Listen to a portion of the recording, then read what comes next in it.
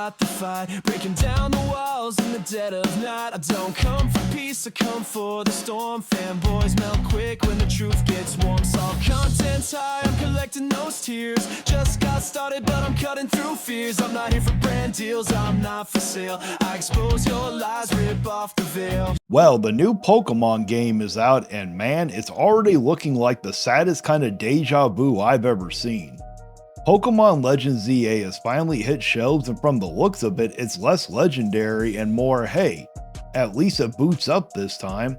I haven't even played it yet, it's still on the way from Gamefly, but I'm not even mad about it. Everywhere I look, Twitter, Reddit, YouTube, even Facebook groups for your aunt who is still playing Candy Crush, people are either melting down or coping harder than a Charizard trapped in an ice gem. It's chaos. The reviews are pouring in faster than Pokemon DLC, and the memes? Oh, they are spreading faster than a Magikarp in a flooded basement. And yet, despite all the chaos, somehow we're back in the exact same loop we've been in since Sword and Shield. You know the cycle. The previews hype it up, the trailers promise evolution, the fanbase chants, "This is the one, guys." The redemption arc starts here, and then the game drops, and suddenly it's group therapy night at Pokemon Twitter. Everyone is coping and saying, well, it's not that bad once you lower your expectations.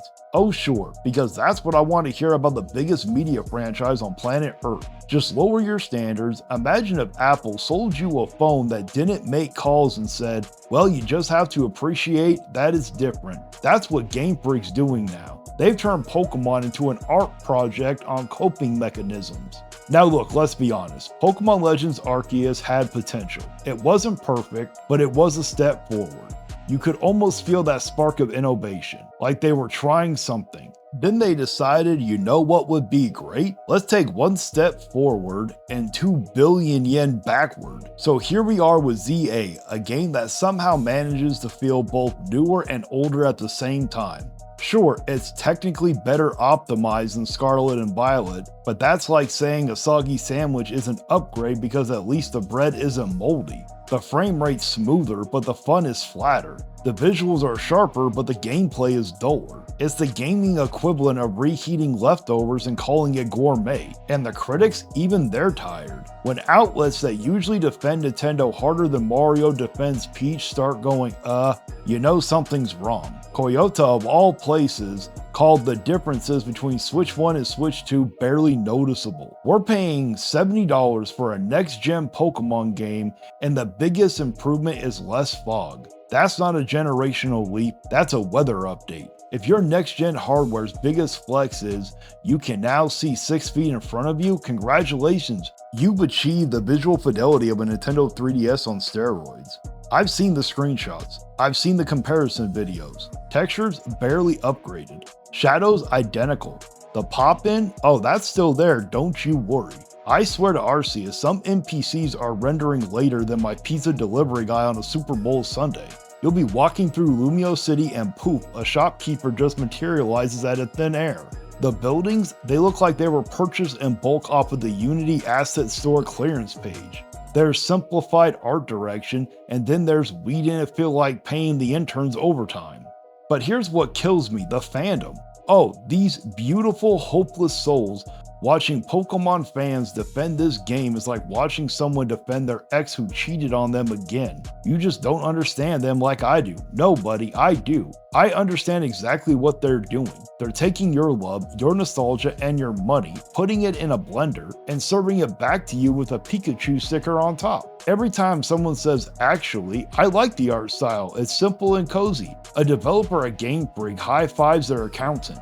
There's always that one person saying, you're not a real fan if you criticize it. Oh yeah? Then call me a fake fan. Because wanting a finished product doesn't make me disloyal, it makes me sane. And then, oh lord, the lack of voice acting. In 2025, let me repeat that, the highest grossing entertainment franchise on planet Earth still can't afford to have people talk. I have seen fan mods on emulated versions of Pokemon games that add more life and emotion than whatever this is. Every cutscene feels like a mime convention in a library. You've got characters waving their arms, moving their mouths, making dramatic gestures, and not a single sound leaves their lips.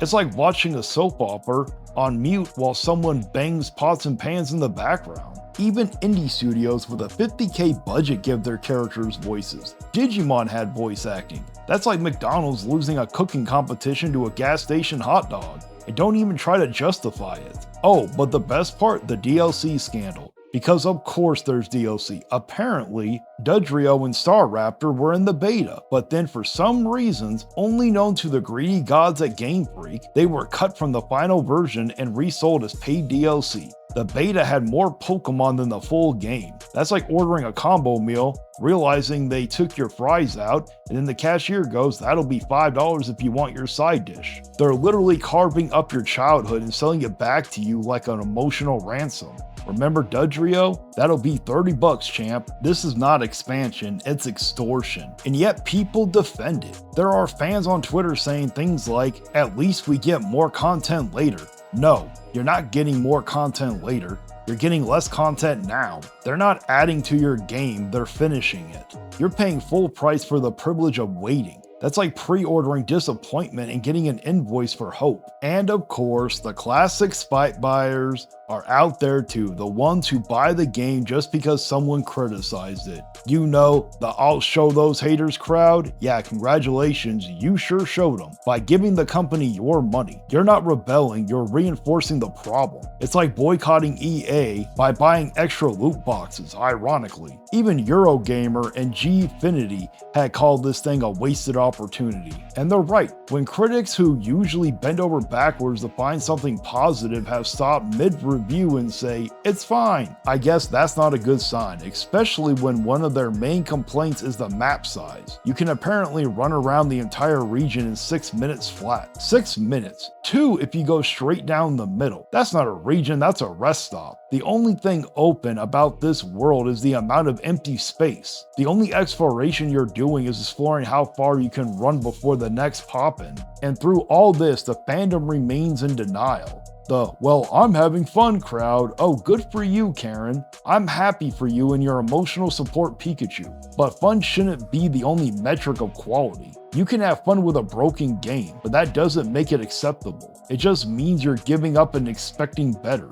Pokemon fans have reached a point where Stockholm Syndrome is marketing demographic. And here's the thing, Pokemon doesn't even need to improve. It's too big to fail. It's too big to care. It's become this unstoppable corporate Ouroboros that eats its own nostalgia and spits out another $1 billion every November. For every veteran fan that walks away in frustration, 100 new kids discover Pikachu on Netflix and say, oh, I want that one. It's the circle of life, except the lion is a brand and where the gazelles lined up with wallets out. The Pokemon company isn't competing with anyone anymore. They're competing with your childhood memories, and guess what? They always win. Now Nintendo wants to charge more for the Switch 2 version, $70 for slightly better lighting and smoother frame rates. No extra content, no meaningful improvements, just less jank, more money. That's not next gen, that's a next scam.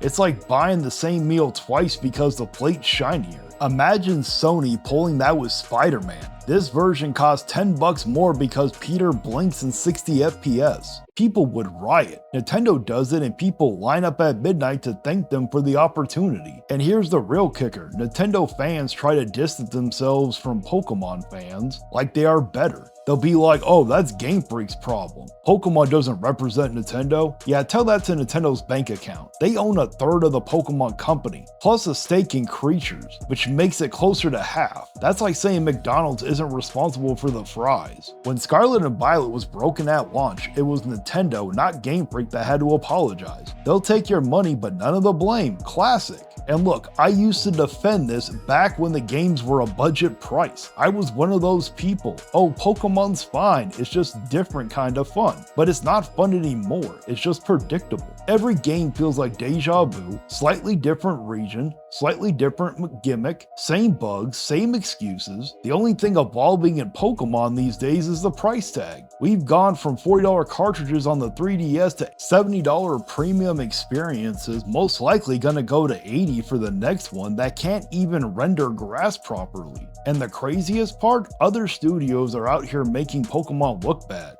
Palworld, a game literally memed as Pokemon with guns, has more depth, better graphics, and smoother performances, and is still in early access. How does an indie developer outdo the richest franchise on Earth at their own game? It's embarrassing. It's like Pikachu got outpaced by a knockoff plush toy with better work ethic. At this point, Pokemon isn't about making good games. It's about testing the limits. Every release is a science experiment in customer tolerance. How much can we cut before they finally stop buying? Spoiler alert, they haven't found the limit yet. The fandom defends mediocrity like it's a sacred tradition. The casuals don't know any better, and Nintendo's counting money like Scrooge McDuck in a Pikachu hoodie. So yeah, maybe Pokémon Legends ZA isn't the worst thing ever, but that's not praise, that's pity. It's another lazy, overpriced reminder that Game Freak and Nintendo have figured out they don't have to try anymore. They just have to exist. I'll still play it when my gameplay copy shows up, but I'm not expecting miracles. I'm expecting crashes, pop-ins, maybe a missing Pokemon or two, and a reminder that hope is the most expensive DLC of all. And that's it for the video. If you truly enjoyed it, do me a favor and hit the like button, hit the hype button, share it around, and make sure you're subscribed. I post a long video every day, and I also go live Monday morning at 5 a.m. Pacific time, where I react to the saltiest fanboys around. And also, make sure you subscribe because I'm really trying to hit 5,000 subscribers by the end of the year, and I really need your help. If you really want to support the channel, consider becoming a member. It's only $1 a month. You'll get special badges, custom emotes, and of course your name shouted at the end of every video. And once that list gets too long, don't worry, I will turn it into a full-on credit roll so everybody gets their chance to shine. Also, don't forget to check out the merch if you want to rep the Vigilante fire. And as always, until next time guys, stay vigilant. And now it's time to read off the members of the channel. We got Koros Objective, Maximilian Pegasus 88, Matt Fox 94, Shade Milkman, Oh No It's Justin, Brian Payne, Andy Ritz, Jay Wesby 65, C Stars Piplup, Maximus 2400, Geezer Noob, Dustin 360, That PlayStation Gamer, Stephen Ramy, Matthew Buckley, Blue Moon, John Marr, Baron Grod, Kawabi Asari, It's Josephus, Gundam Hufflepuff, Johnny Bones Jones, Angel Black, The One and Only Groot, Female Goku, Power Med UK, Thomas Tompkins Jr., Alyssa D. Lawless, James Rowe, Mario123, Kasaria, Shane's World, Renee, Dragon Knight Dragonborn, Torny the Witch Lord, Vicious Jaybird, Crippled Gamer, and Blast 1314. Thank you so much for becoming part of the crew. You can cry in the comments, but you won't survive. Like and subscribe if you feel that vibe. We're